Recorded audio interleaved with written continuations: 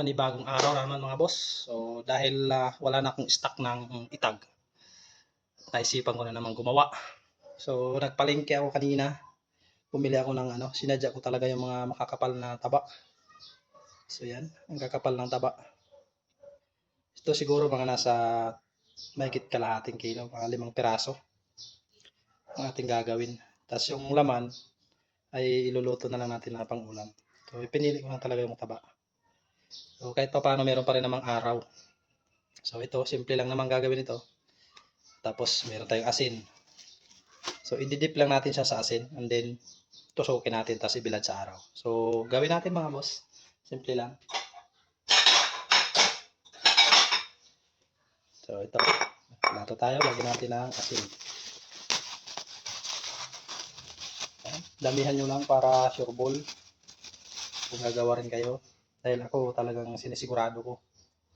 Tapos dip lang, ganyan lang. Yan.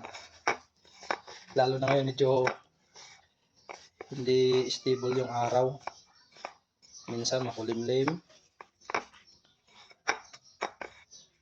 Ayan lang. Kinakapalan ko talaga yan dahil natutunaw din yan pagka naarawan na at panigurado hindi magkaroon ng wormies. So isa na tayo. So ilagay muna natin dito sa lagayan. Saka natin tusukin pagka nalagyan na natin lahat ng asin.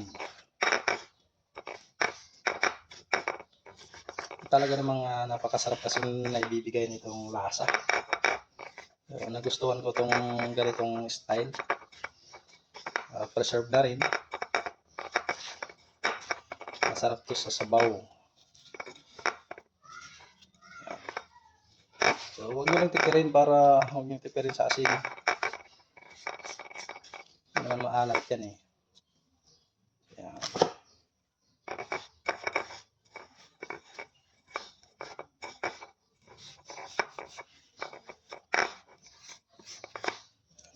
Kapal ng taba mga boss. Yan ang masarap.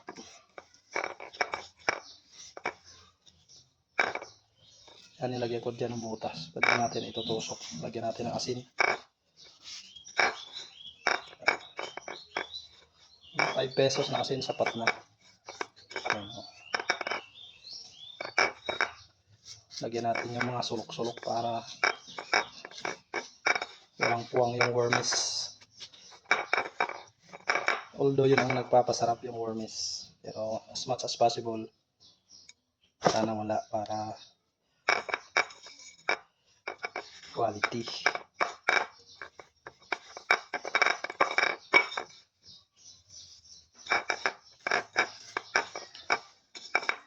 Yan, sa mga gusto rin gumawa nito o sumubok, try nyo mga boss.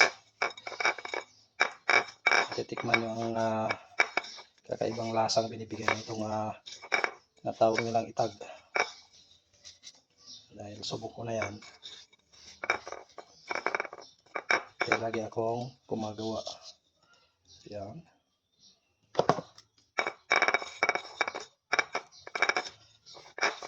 Mas maganda pag makapal yung taba. Yan ang maganda.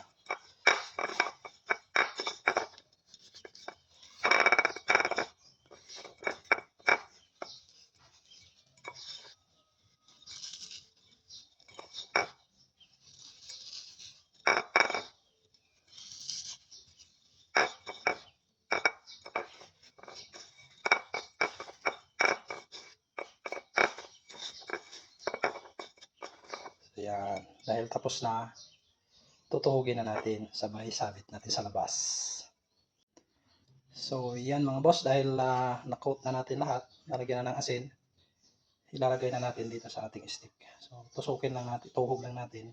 So ito, pahiran din natin ng asin para sureball yung ating dahil nga ay iniiwasan natin na magkaroon ng wormies. Simple lang. Yan, may ginawa akong butas dyan. Yan lang Lagyan lang natin ng distansya.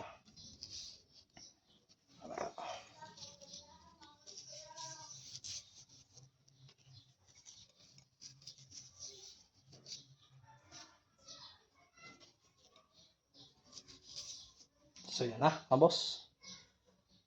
5 piraso. Pwede na yan. Sabit na natin sa labas. Tara, let's go. So yan mga boss, sinabit ko na. Ayan. Kung mapapansin nyo, yan, ganyan. Tamang-tama, may araw na, lumabas na yung araw. So hayaan lang natin siya dyan hanggang mag-dry. So araw-araw lang natin siya ibibilad hanggat may araw. So yan. So quality mga boss.